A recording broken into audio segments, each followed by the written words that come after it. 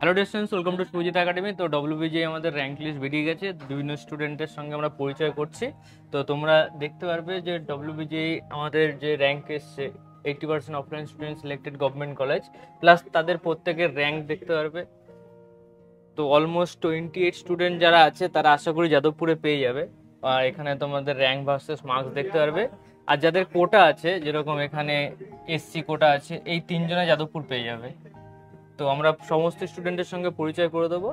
তো আজকে এখন আমাদের সঙ্গে আছে আমাদের 2 বছরের স্টুডেন্ট, 2 বছরের স্টুডেন্ট, কারণ ওর রানিং ইয়ার স্টুডেন্ট ক্লাস 11 থেকে, না 12 জয়েন করেছি, ক্লাস 12 থেকে প্লাস 1 বছর টপ। তো পুরো জার্নিটা বলো। আমার নাম স্বর্ণাভ সরকার অ্যান্ড আমার র্যাঙ্ক 1595 হয়েছে এই ইয়ারে। অ্যান্ড লাস্ট ইয়ার আমার 12K ছিল, মার্কস 47 ওরকম ছিল।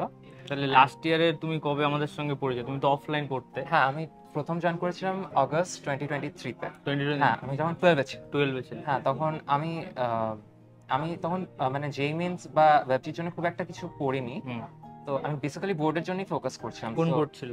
আমার সিবিএসসি বোর্ড, বোর্ডের ডিপিএস।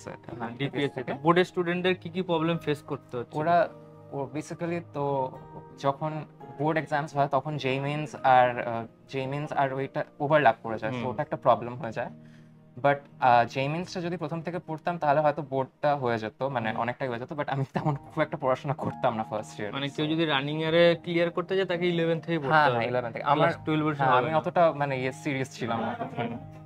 তারপরে নেক্সট কি প্ল্যান হলো? কত র্যাঙ্ক হয়েছিল লাস্ট ইয়ারে? আমার ওয়েবজিতে 12K র্যাঙ্ক হয়েছে। 12K 12,000। হ্যাঁ, 47 মার্কস। 47। এখন তোমার মার্কস এসে 47 to 99.33। হ্যাঁ, তো প্রায় ডবল। হ্যাঁ। তো এই ডবল হওয়ার পিছনে তোমার কি কি কষ্ট, মানে জার্নি প্লাস কি কি সাফার করেছো সেটা যদি একটু কিছু না, ওটা পড়াশোনাটা যদি মানে হ্যাঁ মানে যদি ফান ওরকম মানে আনন্দের সাথে করি তাহলে তাহলে কোনোদিনও মানে মনে হবে না ওরকম কিছু। বাট হ্যাঁ, লাস্টের দিকে এক্সামের আগে তখন একটু পড়তে হয়েছিল, মানে মানে ওরকম নয় যে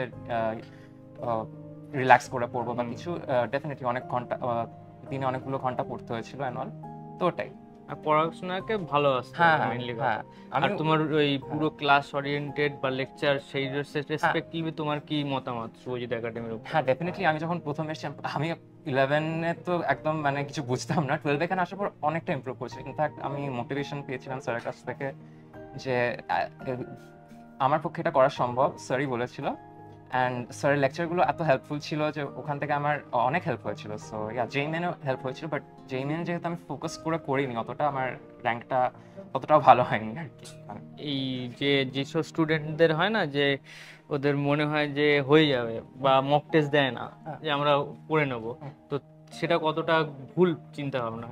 না, মক টেস্ট দিতেই হবে, না হলে আইডিয়া পাবো না যে আসলে এক্সামে গিয়ে কিরকম ভাবে করতে হবে। আমার টাইম ম্যানেজমেন্টটা তো মক টেস্ট ছাড়া হবে না। তো কি কি তুমি করতে, কি কি কোশ্চেন প্র্যাকটিস করতে বা কোথা থেকে কোশ্চেন করতে? আমি তো স্যারের ওই ডিপিপি গুলো দিয়ে দিত, সেখান থেকে প্র্যাকটিস করতাম। অ্যান্ড এছাড়া বই তো ছিলই, বই এমনিতে ম্যাথসের জন্য স্যান্ডউইচ ছিল, ওটা ডেফিনেটলি অনেক হেল্প হয়েছিল। ম্যাথসে আমি প্রচন্ড উইক ছিলাম, তো ওটাতে অনেক হেল্প হয়েছে ওই বইটাতে। অ্যান্ড ফিজিক্সে স্যারই হেল্প করে দিত অনেক। অ্যান্ড কেমিস্ট্রিটাও মোরলেস এনসিআরটি থেকে পড়লে অনেক ভালো, সেটা জেইমেনের জন্য। বাট ওয়েবজির জন্য ওখানে একটু একটু মানে হাই লেভেলের ছিল। সো ওটাই। ম্যাথটা কতটা কাজে লাগছে? ম্যাথের ওয়েটেজটা বেশি ছিল? হ্যাঁ, ওয়েটেজটা বেশি ছিল, বাট যে চ্যাপ্টারটা জেনারেলি থাকার কথা, মানে কনিক থেকে এই ইয়ারটা একটু কম এসেছে। ক্যালকুলাস থেকে ঠিকঠাকই এসেছিল, কনিক থেকে কম এসেছে। তো অল দ্য বেস্ট। তো আশা করি তোমার ভালো ডিপার্টমেন্ট হয়ে যাবে। তো এবছর দেখা যাক কাট অফ কি হয়েছে। সবার লাস্টে কাউন্সিলিং ডব্লিউবিজেই হচ্ছে, তো তোমার জবের ডিপার্টমেন্ট চুজ হয়ে যাবে, আমাদের অবশ্যই জানাবে। তো all the best. Thank you. Hello dear students, welcome to Sujit academy. তো ডব্লিউবিজি খুব সুন্দর রেজাল্ট হয়েছে আমাদের ইনস্টিটিউট থেকে। তো আমাদের রেজাল্টের আমরা ডিটেলস অ্যানালাইজ করছি। তো তোমরা দেখতে পাচ্ছ লেফটে র্যাঙ্ক ভার্সেস মার্কস আছে। তো তোমরা 423, 602, 630, 714, 733, 782, 873, 974, অলমোস্ট আন্ডার 1000 নজন আছে। তো 28 স্টুডেন্ট আছে যারা যাদবপুর পাওয়ার মতো আছে। বাকি স্টুডেন্টরাও যাদবপুর পেয়ে যাবে যদি তাদের কোটা থাকে। অলমোস্ট 30 স্টুডেন্ট উইদাউট কোটা যাদবপুর পেয়ে যাবে, আর কোটা নিয়ে অলমোস্ট 35 প্লাস ওবিসি এবি নিয়ে 40 স্টুডেন্ট হয়ে যাবে। তো এখানে দেখতে পাচ্ছ আন্ডার 2500 এত স্টুডেন্ট আছে যাদের যাদবপুর ইউনিভার্সিটি শিওর হয়ে যাচ্ছে without quota. Plus with quota কিছু এসসি স্টুডেন্টরা যাদবপুর পেয়ে যাবে। এরা যাদবপুর ছাড়াও CU, Kalyani government college, Jalpaiguri government কলেজে অ্যাডমিশন নিতে পারবে। আর 9500 র্যাঙ্কের উপর নিচে যারা আছে তারা আদার গভর্নমেন্ট কলেজে অ্যাডমিশন নেবে। আর কোটা স্টুডেন্টগুলো যাদের কোটা আছে এসসি, তারা কিন্তু যাদবপুরে অ্যাডমিশন হতে পারবে। তো তোমরা দেখতেই পাচ্ছ, তোমরা পড়াশোনা করো, অল দ্য বেস্ট।